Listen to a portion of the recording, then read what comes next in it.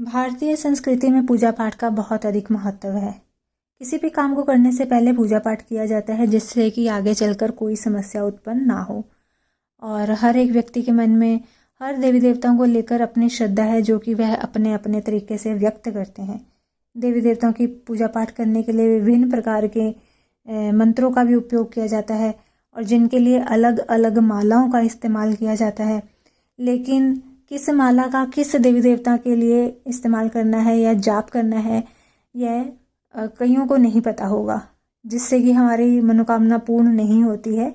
तो आज की वीडियो रहेगी कि किस माला के लिए हम लोग किस मनोकामना की पूर्ति के लिए इस्तेमाल करें, और या फिर मालाओं का जो उपयोग है, किन देवी देवताओं के लिए कौन सी माला का उपयोग करना चाहिए।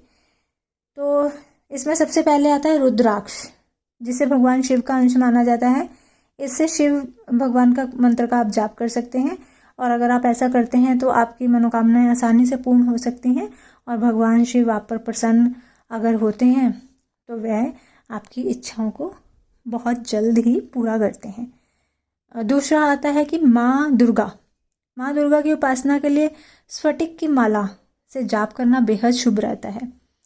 और इसका दूसरा है चंदन की माला। इसमें आपने लाल रंग की चंदन की माला अगर लेते हैं, जिसे कि रक्त चंदन कहा जाता है, तो वह भी माँ दुर्गा की उपासना के लिए बहुत ही शुभ होती है।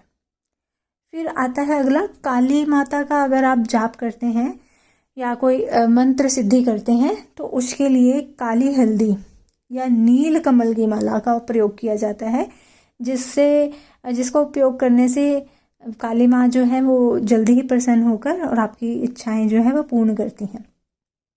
अगला आ जाता है सूर्य के दोष अगर दूर करने हैं, या फिर सूर्य भगवान को आपने प्रसन्न करना है, तो उनके लिए माणिक्य और गार्नेट और बिल्व की लकड़ी, ये तीनों तरह की आप माला का उपयोग कर सकते हैं।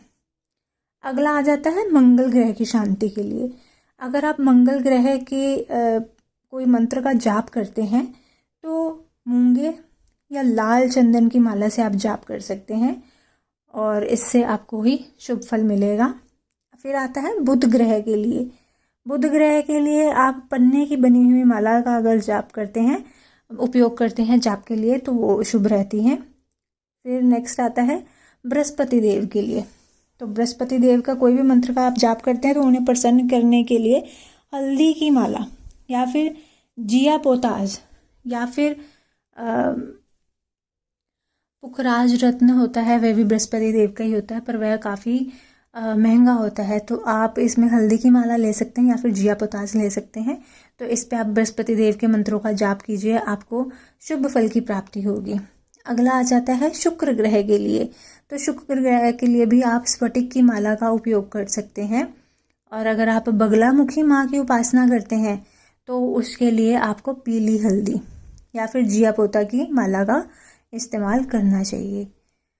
अगला आता है लक्ष्मी माँ की साधना के लिए। आपको कमल गट्टे की माला से मंत्रों का जाप करना चाहिए, और अगर आप भगवान विष्णु के कोई मंत्रों को सिद्ध करना चाहते हैं, तो आपको चंदन की माला या फिर तुलसी की माला पे जाप करना चाहिए।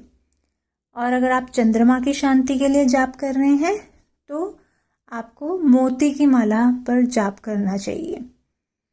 अगला आता है राहु के मंत्रों का जाप अगर आप करना चाहते हैं, तो आपको गोमेद, ये भी रत्न होता है, गोमेद का माला या फिर चंदन या फिर कच्चा कोयला अगर आपको मिले, तो उसकी माला उपयोगी मानी जाती है। और केतु के मंत्रों का जाप करना हो, तो लहसुनिया की माला शुभ मानी जाती है। और इसमें एक खास जानकारी भी आपको दे देती हूँ कि अगर आप माता लक्ष्मी की उपासना करते हैं, तो धन प्राप्ति के लिए ही माता लक्ष्मी की उपासना की जाती है ज़्यादातर। तो उनके लिए आप अगर लाल रंग के रेशमी धागे वाली माला लेते हैं, जिसमें कि 30 मन के होते हैं, तो बहुत ही शुभकारी रहती है, और आप अपनी मनोकामना को पूरी होते तुरंत देख सकते हैं, ऐसा अगर आप करते हैं। और एक और भी इसमें आप उपयोग कर सकते हैं, 27 रुद्राक्षों की माला भी होती है एक। तो वो भी उपयोगी है। अगर आप माता लक्ष्मी की कोई उपासना करते हैं, कोई साधना करते हैं, तो माता लक्ष्मी जल्दी ही प्रसन्न होती हैं। तो आप ये भी करके देख सकते हैं।